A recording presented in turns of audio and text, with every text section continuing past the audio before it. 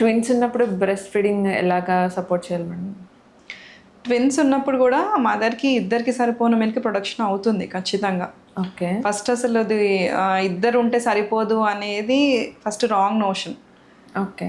చాలామంది ట్విన్స్ కూడా exclusive breast feeding చేసిన వాళ్ళు చాలామంది ఉన్నారు. సో పాజిటివ్గా ఇవ్వాలి. ఇంకా మరీ అంటే డిమాండ్ని మనము ఫుల్ఫిల్ చేయలేకపోతున్నాము అంటే ఒక బేబీ ఏడవగానే ఇంకో బేబీ ఏడుస్తుంది అనుకున్న సిచ్యువేషన్లో ఇంకా గో ఫర్ లాస్ట్ ఆప్షన్గా ఫార్ములా మిల్క్. బట్ ఇంకా వేరే ఆప్షన్ ఏమీ లేనప్పుడు you can use formula milk. But formula milk ఏంటి అని అంటే అందరికీ అన్ని బ్రాండ్స్ అనేది పడకపోవచ్చు, అన్ని కాంపోజిషన్స్ పడకపోవచ్చు. సో చెక్ చేసుకొని మెల్లమెల్లగా ఇవ్వాలి. అండ్ ఇన్ఫెక్షన్ వచ్చే ఛాన్స్ ఎక్కువ కదా, మనం బయట నుంచి వాటర్ యాడ్ చేస్తాం కదా. సో అది చాలా జాగ్రత్తగా చూసుకొని ఇవ్వాల్సి వస్తుంది. And next thing bottle feeding. మనం ఫార్ములా అనగానే ఫస్ట్ దాంతోపాటు బాటిల్ తెచ్చుకుంటాం.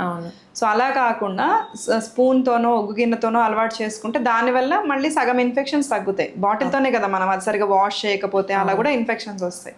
సో అవి కూడా మనం ప్రివెంట్ చేసుకోవచ్చు. You can go for formula. Twins ఉన్నప్పుడు డిమాండ్ ఎక్కువ ఉన్నప్పుడు మదర్ ఇవ్వలేకపోతున్నప్పుడు you can take formula, but don't go with the bottle feeding.